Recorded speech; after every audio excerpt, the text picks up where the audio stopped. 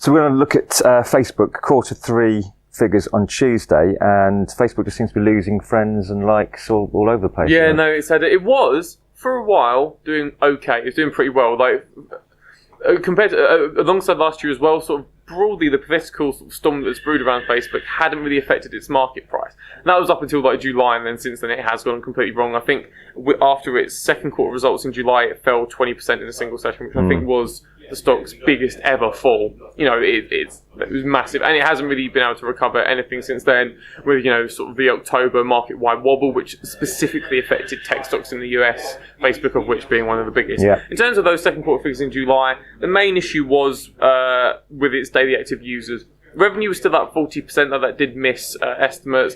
Daily active users was still up, I think, like 11% year on year to 1.47 billion people. But that again missed estimates. I think analysts had been looking for 1.49 billion.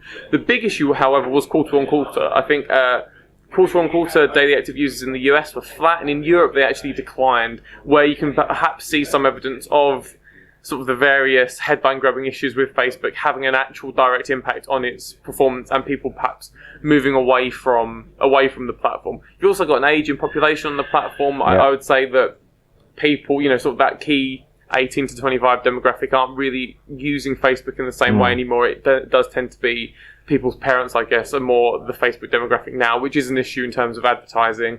It also said that I think revenue for third quarter and fourth quarter would decelerate from sort of the 40% plus growth it had been seeing by higher single digits. I think that's why you've got analysts looking for like a 34% rise in revenue. So I think like $13.3 billion, which is obviously huge. You know, for most companies that would be more than enough. However, it's that deceleration that I think people are watching out for. And then again on Tuesday as well, that any further decline quarter on quarter in daily active users, I think, is really going to be what the reaction to Facebook's third quarter results on Tuesday hinges on.